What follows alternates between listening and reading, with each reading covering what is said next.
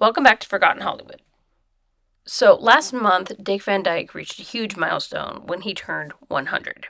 However, he's also reaching another one this year.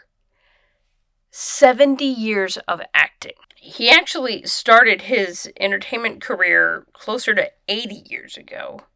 I'm not sure exactly when it was because all I could find was he was a radio DJ in the late 40s. Whatever that means. I couldn't find an exact date. But I did find that he began his entertainment career on stage in a mime act in 1947. So, yeah, close to 80 years ago. And his first on-screen appearance was he was in a talent show in 1954 as part of a comic trio. But his first acting credit, at least according to IMDb, was in a short-lived sitcom in 1956 when he played an MC on Joe and Mabel. Then over the following 2 years, he played different soldiers in a couple episodes of the Phil Silver Show. So that's where his acting career, at least professionally, began 70 years ago this year. Now, when I was looking into his career, I saw that his breakout role was credited as Bye Bye Birdie because he started with that role of Albert Peterson on Broadway in 1960. This was followed up by a film version in 1963 where he reprised his role. However, the Broadway production, well, he was called likable. The musical was described as needs work. So I hesitate to call that his breakout role because they're going, yeah, that guy on stage, he's pretty good, but this whole production is a little, I guess they fixed the issues for the film version because that one is considered a classic. But here's the thing. Between the Broadway production and the film version, another project began called The Dick Van Dyke Show. Pretty sure that is a better choice as his breakout role because that's what got him in the public eye. Broadway is one thing, but television, that's a different level. So by the time Bye Bye Birdie was on screen in movie theaters, people already knew who Dick Van Dyke was because he was in their homes weekly in his television program. Then a year after Bye Bye Birdie, Mary Poppins came out, and he was a solid Hollywood star. I remember seeing an interview where he said that he had to take his kids to Disneyland with him in disguise because if anybody found out that he was in the park, they had to leave. So his career, as far as the public was concerned, really began in 1961 when The Dick Van Dyke Show aired. It ran for 158 episodes and ended in 1966. When it ended, Van Dyke focused mostly on movies. He completed 8 and 1 TV guest appearance before his second show began in 1971. This one I hadn't actually heard of. It was called The New Dick Van Dyke Show.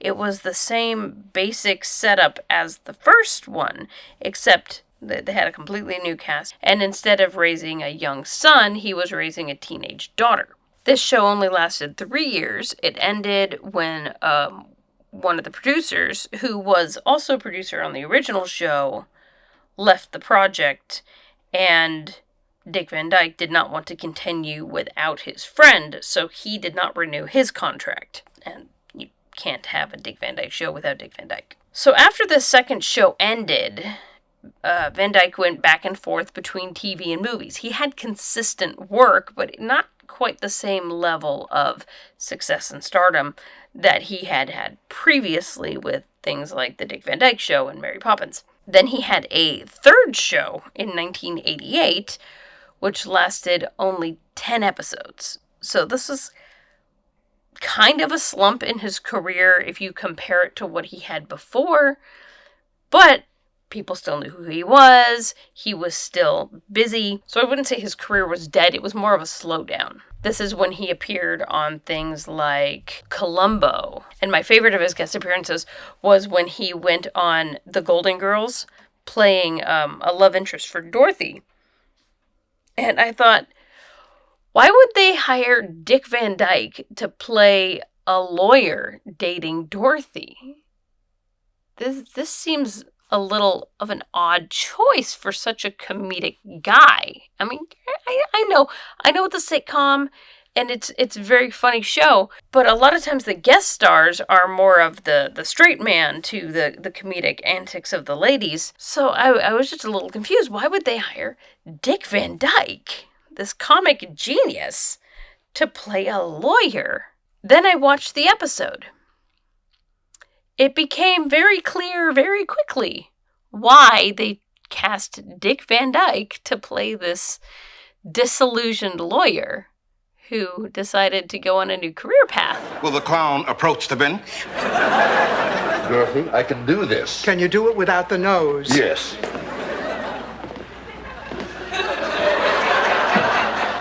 What the hell are you trying to do? Your Honor, I know this looks a little odd, but I am a registered member of the bar. I have a card here to prove it.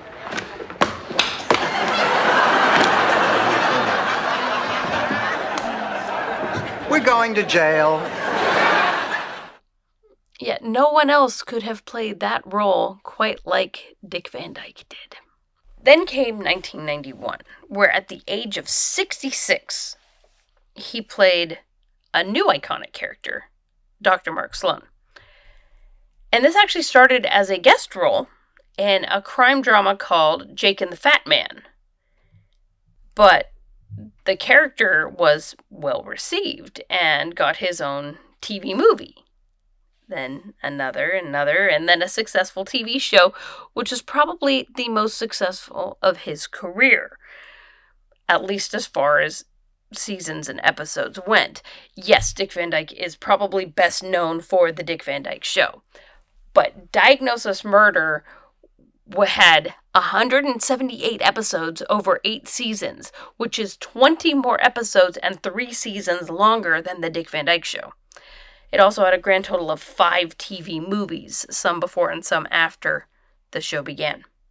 This new show ran from 1993 to 2001, and it co-starred Van Dyke's son, Barry, who played his character's son, Steve Sloan.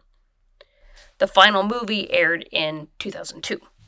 Then he went back to his usual thing of guest star here, small movie here, and continued that for the future, like to date. This is what he's been doing.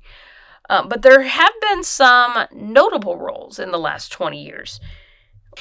In 2004, he reunited with the surviving members of the cast of The Dick Van Dyke Show for a 1-hour special called The Dick Van Dyke Show Revisited. It was sort of a where are they now, but with their characters. So it showed, Rob and Laura living in New York, and Sally had finally gotten married, and it just brought back everyone that they could. Then starting in 2006, he was in a series of Hallmark Channel mystery movies, starting with Murder 101, and then going through its 3 sequels, as Dr. Jonathan Maxwell, a law professor who helps solve murders. This series also co-starred Barry Van Dyke, and at least one of Barry's children was in each film. These would be Shane, Wes, and Carrie. Also in 2006, he played another iconic role, Cecil, in The Night of the Museum. He returned in 2014 for the sequel. Then, in 2018, he played another iconic role, which he sort of originated back in Mary Poppins, when he played the son of his character, Mr. Dawes Jr., in Mary Poppins Returns. And I saw an interview where he was talking about the makeup artist back in 1964 when they put him in the old age makeup for the original Mr. Dawes, that they were very good at predicting what he would look like as an old man. So now we come to present day, and where is he now? still acting. In 2023, he had a 4-episode run on Days of Our Lives where he became one of the oldest men to win an Emmy. He was 98, and the other 2 oldest men that I was able to find information on were 99 and 98. So he's one of the 3 oldest men to ever win an Emmy. He has an upcoming film called Capture the Flag. It's in pre-production, so I couldn't really find a lot of information on it, and there's no date of release at this time. But it appears to be about veterans in a retirement home playing Capture the Flag. So that sounds like an entertaining movie. So I didn't have time to go into full detail for his 84 acting credits over the last 70 years. I hope I've covered enough to show that this guy is a legend. And I really hope to see him in more things. I think he's been one of my favorite actors since I was like 5 years old. Chitty Chitty Bang Bang was one of my very favorite movies growing up. A huge part of my childhood was Dick Van Dyke projects. And I haven't even seen them all. And so I'm looking forward to seeing more stuff that he did in the past. And I really, really hope that he gets to do the dream role that he admitted to in a recent interview where he said he wanted to play the part of Ebenezer Scrooge. Please, someone put that together for him so he can do that, because I would love to see him in the role of Ebenezer Scrooge. I'm just happy that he's still able to entertain at 100 years old. I'm interested to see what else he's able to do, because he doesn't seem to have any plans of retirement. Thanks for watching. What's your favorite Dick Van Dyke role? Let me know in the comments, and don't forget to like and subscribe. Click the bell for notifications, and I will catch up with you next time.